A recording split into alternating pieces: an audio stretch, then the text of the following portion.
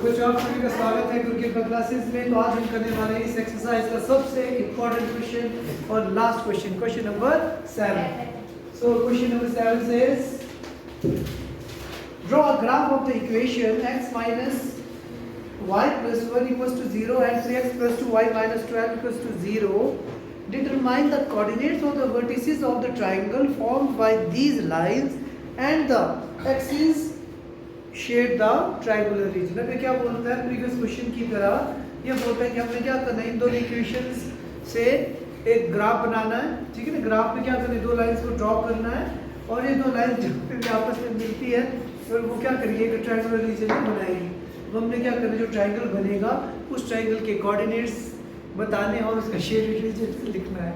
ठीक है, तो क्वेश्चन क्या होता है, देखिए question is x minus y plus 1 equals to 0 and 3x plus 2y minus 12 equals to 0।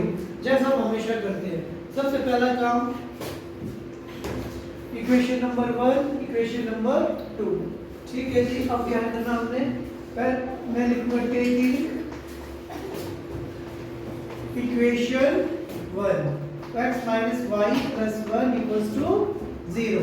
अब आप लोगों ने क्या करना है, एक वेरिएबल को इक्वल टू के लेफ्ट हैंड साइड में रखना है, बाकी को राइट हैंड साइड में ले जाना है।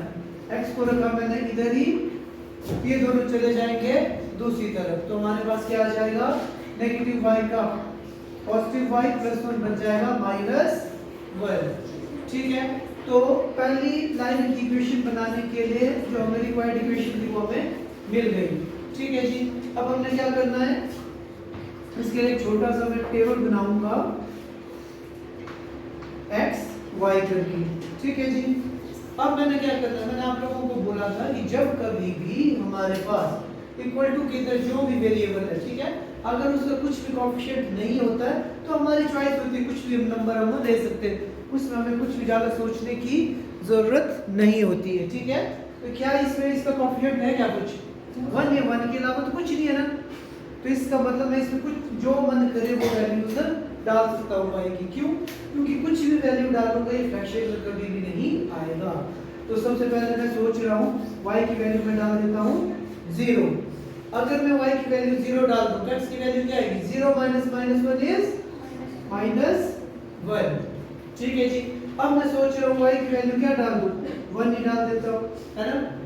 अगर मैं y की वैल्यू 1 डालूंगा तो 1 माइनस 1 इज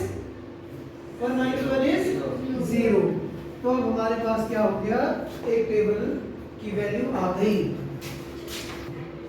चलिए जी, तो हमारे पास क्या हुई, जो फर्स्ट इक्वेशन थी हमारे पास, उससे मैंने क्या कर दिया, x और y की वैल्यू को कैलकुलेट कर दिया। अब मैं क्या करूंगा, टेक इक्वेशन नंबर 2 कर लूंगा। So we must write taking equation number 2। So equation number 2 is 3x plus 2y minus 12 equals to 0। इसमें भी अब हमने क्या करना है, वही काम करना है, एक वेरिएबल को इस साइड रखना, बाकी को दूसरी तरफ। So we will get 3x यही रहा, 2y पर जाके नेगेटिव हो जाएगा और नेगेटिव 12 पर जाके पॉजिटिव 12 हो जाएगा। तो अब हमारे पास क्या रहा, अब मेरे पास आया 3x is equals to minus 2y plus 12। It means x की वैल्यू आ गई बच्चों हमारे पास 2y plus 12 over 3। आ गया समझ में। अब की बार मुझे x की वैल्यू कितनी आ गई, minus 2y plus 12, है ना, अपॉन 3। अब मुझे क्या करना है, बेसिक मेथड हमारे पास ये बोलता है कि मैंने अपनी मर्जी से y की या x की ऐसी वैल्यूज लेनी ताकि दूसरा जो वेरिएबल है मेरा वो फ्रैक्शन में ना आए, मतलब अपॉन में नहीं होनी चाहिए उसकी वैल्यू। ठीक है, होल नंबर वो होना चाहिए। तो मैंने क्या किया, एक टेबल बना दिया। ठीक है, वैसे तो मेरा बेसिक मेथड बोलता है कि क्या करूं, हमेशा हम 0 से चेक करते हैं। मैंने y की वैल्यू क्या डाली, 0 डालूंगा तो क्या आएगा, देखो -2 multiply by 0 plus 12 over 3। So answer is 12 upon 3। तो देखो x की वैल्यू कितनी आ गई मेरे पास, 4 आ गई। जब मैंने y की वैल्यू को 0 डाला, x की वैल्यू आ गई 4। अब फिर जो प्रीवियस क्वेश्चन था उसमें हम क्या कर रहे थे, इसके बाद y की दूसरी वैल्यू सोच रहे हैं, ठीक है। एक्चुअल में तरीका तो वही है, हमारे पास y की दूसरी वैल्यू सोचूं, या अब एक और ट्रिक है हमारे पास, हम क्या कर सकते हैं उसमें, जब मैंने देखा कि जब मैंने y की वैल्यू को 0 डाला, ठीक है ना, जब मैंने y की वैल्यू को 0 डाला तो x की वैल्यू आ गई मेरे पास 4।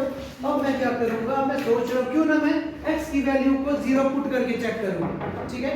अगर मैं x की वैल्यू को 0 पुट करता हूं तो मेरे पास क्या आता है, देखो 0 = -2y + 12 over 3।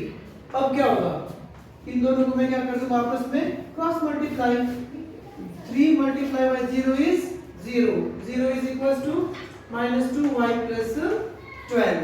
अब -2y इधर जाके क्या हो जाएगा, +2y, ठीक है, और यहाँ पे क्या आ गया हमारे पास 12, तो y की वैल्यू कितनी आ गई मेरे पास 6। तो इसका मतलब x की वैल्यू को 0 डालने पर y की वैल्यू कितनी आती है बच्चों, हमारे पास 6, ठीक है।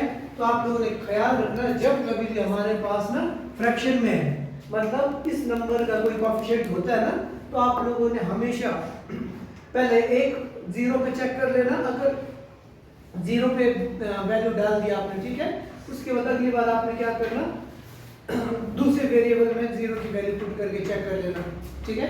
उससे तो हमें क्या होगा, आंसर निकालने में इजी रहेगा, ठीक है।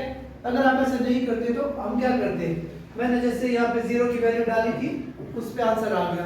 अब उसके बाद अगला मैं क्या चेक करता, 1 पे करता तो क्या था, -2 और 12 में 2 माइनस करूंगा तो कितना आता आंसर 10/3, वो क्या आ जाता फ्रैक्शन में, तो 1 की वैल्यू मैं नहीं ले सकता था।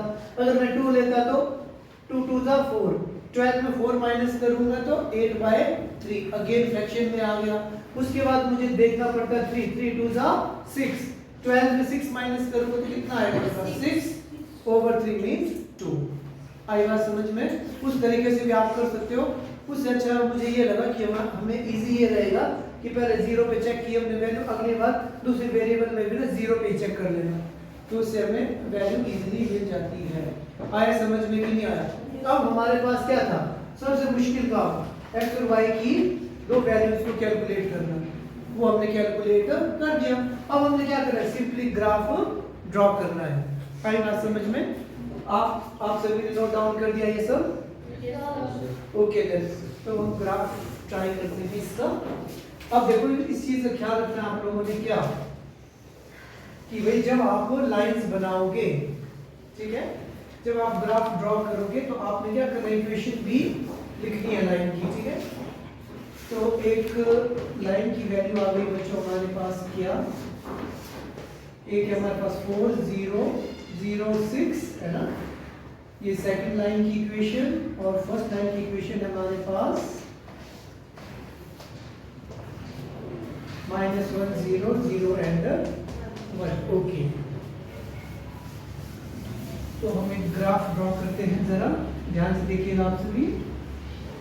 इस तरीके से मैंने क्या किया, एक ग्राफ ड्रॉ किया।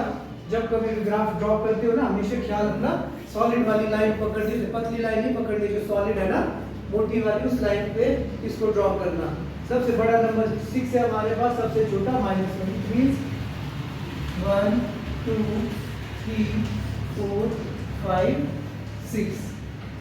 यहाँ पे क्या आएगा, -1 -2 -3 -4 -5 -6, ये आ गया हमारे पास x डैश, y पे आएगा 1 2 3 4 5 6। अब यहाँ पे जब मैं क्वेश्चन कर रहा हूँ ना, इसमें हो सकता है कि मेरी वैल्यूज ना थोड़ी सी फ्लक्चुएट कर सकती है, थोड़ी सी अलग भी आ सकती है, ठीक है। बट जब आप ग्राफ बनाओगे आपको बिल्कुल एग्जैक्ट आनी चाहिए, लाइन बिल्कुल सीधी, ठीक है। तो सबसे पहले हम बात करते हैं पहले वाली लाइन की, कि अब x की वैल्यू -1, x की वैल्यू -1 मींस फर्स्ट पॉइंट, ठीक है। y की कोई वैल्यू नहीं है तो y को देखना नहीं है, हमें सिर्फ किसको देखना, x को। अगला पॉइंट क्या है, y की वैल्यू 0 है, x की वैल्यू 0 है, y की वैल्यू 1, तो y की वैल्यू 1 कहाँ होती है बच्चों, यहाँ पे हो गए ना दो पॉइंट्स। अब आपने क्या करना है, इन दोनों पॉइंट्स को मिलाते हुए बिल्कुल सीधी लाइन ड्रॉ कर देते हैं। आई बात समझ में, और आपने क्या करना है, इसको मेंशन करना है कि कौन सी इक्वेशन है, ठीक है। आई बात समझ में? मैं तो यहाँ लिख रहा हूँ इक्वेशन नंबर 1, आपने लिखना है कौन सी थी इक्वेशन, ठीक है, या तो मेंशन कर लेंगे हम इक्वेशन का नाम। सो पहली इक्वेशन क्या थी जी हमारी, लाइन की equation is x minus y plus 1 equals to 0, and second one is x की वैल्यू 4 है, y की वैल्यू 0, मतलब सिर्फ पहले किसकी वैल्यू देखनी, x की। अब y की वैल्यू 6, y की वैल्यू क्या बच्चों हमारे पास 6 है, x की वैल्यू 0। आई बात समझ में? जब 0 होती है फिर बहुत आसान काम होता है। जैसे x की वैल्यू 4, कहाँ पे पॉजिटिव 4 यहाँ पे, y कुछ वैल्यू नहीं है ना, कुछ देखने की जरूरत नहीं है। उसके बाद x की कुछ वैल्यू नहीं, सीधा y की वैल्यू। क्लियर? अब हमने क्या करना है, इन दोनों को आपस में हमने क्या करना है, ज्वाइन करना है। इस तरीके से कर दिया जी ज्वाइन मैंने। तो अब इसने क्वेश्चन में क्या बोला था, सॉल्यूशन नहीं पूछा इसने हमें, इसने बोला जो ट्रायंगल बन रहा है हमारे पास, बन गया ना ट्रायंगल, देखो एक कोऑर्डिनेट, एक वर्टेक्स और एक ये वाला वर्टेक्स, ठीक है। तो इसने बोला जो ट्रायंगल बन रहा है उसके कोऑर्डिनेट्स लिखने और ट्रायंगुलर रीजन को हमने क्या करना है, शेड करना है।